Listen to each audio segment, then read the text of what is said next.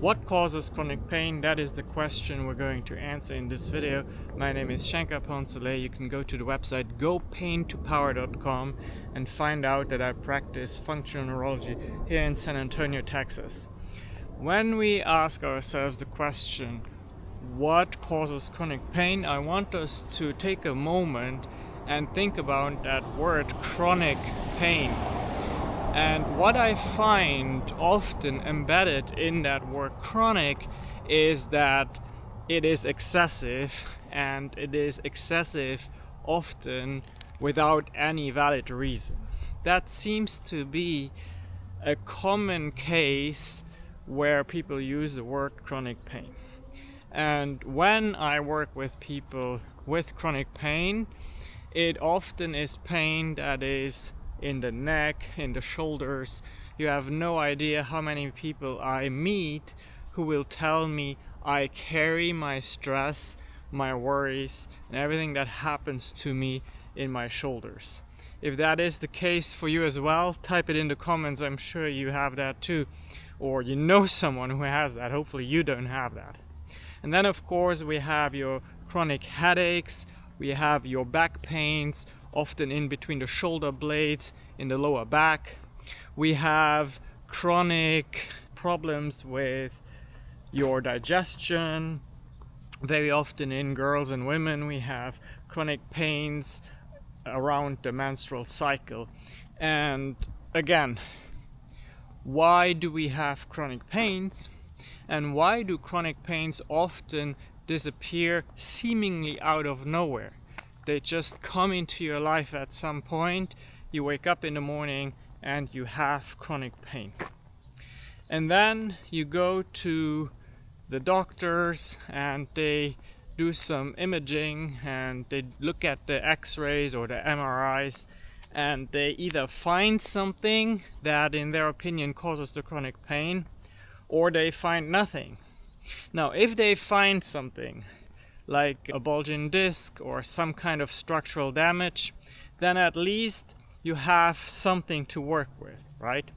And we all know that not always is that thing that they find actually the reason for your pain, because how often do we go into surgery and the pain does not improve, or sometimes it gets worse.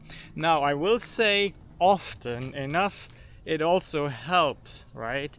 I'm certainly not someone who is here to demonize and speak down on any doctor, on anyone who works in healthcare for that matter.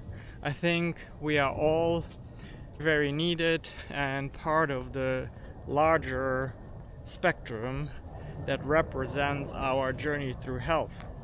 As a matter of fact, I have my very practice within a larger clinic environment of a spine surgeon here in San Antonio, Dr. Frank Kuvamura, and he's absolutely amazing.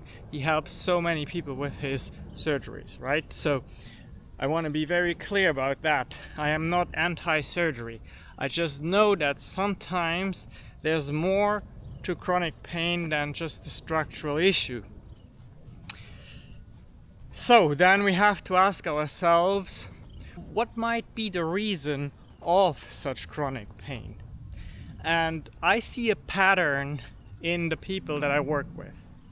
I see a pattern that very often that chronic pain is a call for help that your brain creates to achieve either one of two goals. Goal number one would be to slow you down. It doesn't want you to move as much anymore. It wants you to rest, because when you rest, your body can heal. Goal number two would be that you are distracted from the real issue. Okay? So your brain is not always working in your favor. Sometimes it's a little bit selfish. It is focused on self-preservation. And in order for you to slow down, you just need to have some pain, or you need to have some distractions. And the distractions come with these chronic conditions, whether that be headache, stomach ache, lower back pain, menstrual pain, what have you. Now, part of why the brain gets so terrified is that it's just overwhelmed with emotions. It is stuck in what a lot of people call the fight or flight state of the nervous system, specifically the autonomous nervous system, which is the part of your nervous system that is responsible for everything that happens automatically, such as your digestion, your breathing, your heart beating, all of that.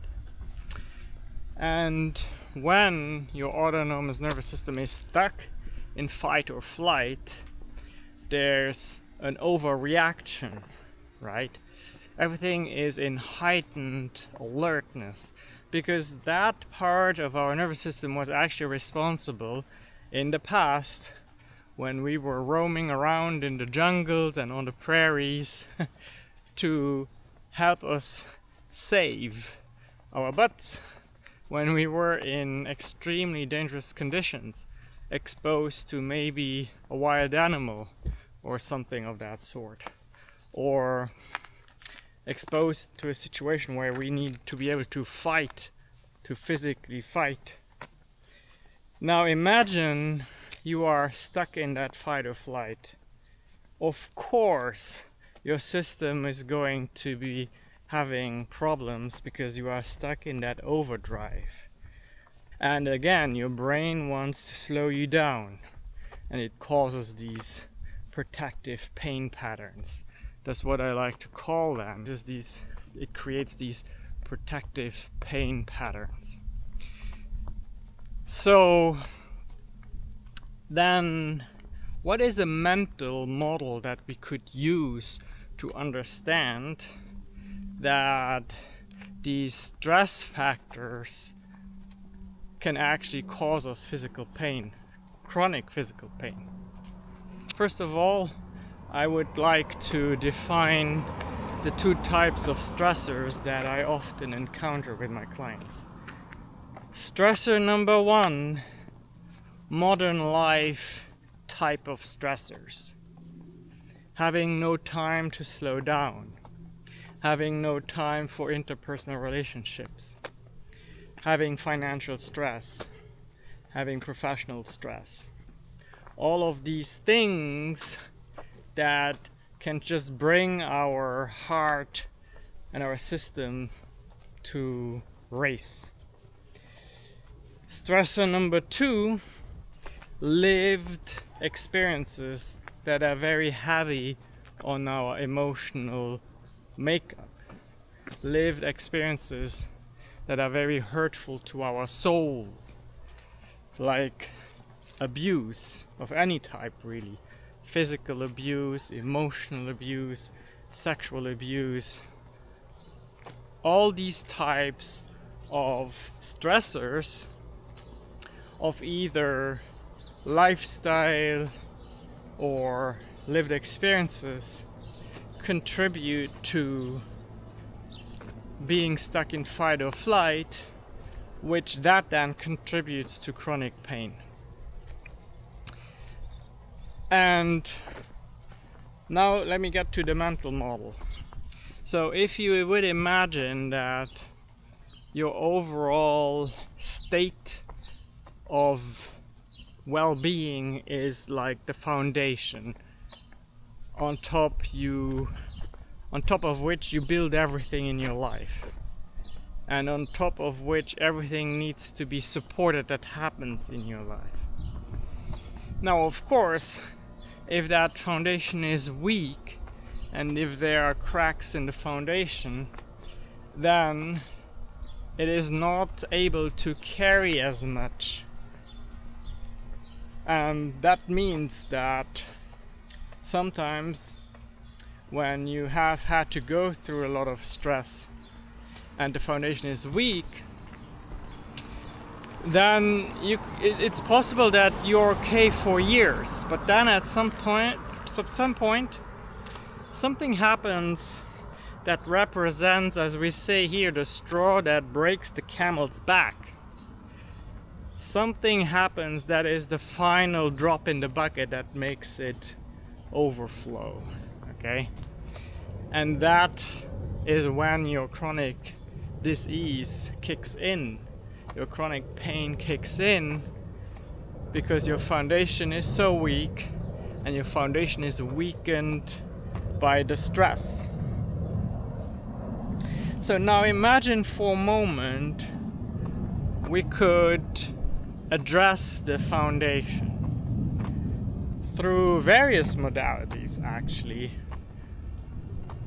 That could be talk therapy, it could be psychosomatic experiences, it could be a nervous system reset, which is something that I offer. Now, if we can take care of those stressors, in a way, it's like we can travel back in time, fix the foundation, make it stronger, and then everything that is built on top of it, meaning your structural issues, your accidents, your body aging, maybe certain genetic predispositions you have, everything that is on top of that has a reduced impact, meaning you have less pain or maybe no pain, or you have less tension or maybe no tension. So for everyone, it should be a goal to reset your nervous system, to bring your nervous system into balance. And how do you do that? There are so many things you can do. You can meditate, you can work out, you can sleep, you can seek healthy relationships, you can slow down in life, you can do arts, you can do anything that helps you reduce your stress levels. And if you've tried all of this and it hasn't helped, then maybe you can contact me and we can perform a nervous system reset on you. And I know that you probably have lots of questions. What does that look like? How does it work? Why does it work? And I have good news for you. If you go to the website gopaintopower.com, there will be a button where you can register for a live meeting on Zoom with me. And if you do that, you and I will meet, and I'll take some time to explain everything. But now that you have all of that information, I want you to take some time and go through the milestones of difficult events in your life. What happened to you on an emotional level? When were you stressed? And is it possible that it was during those times that your chronic disease developed, that your chronic pain developed? Do that investigative work for yourself and find out. I am not a medical doctor, and you should never take what I say and use it as a reason to avoid seeking medical care or stop your treatment. But I will tell you that I have a lot of success with the nervous system resets and helping people who are stuck in chronic pain. And you don't just have to take my word for it, by the way.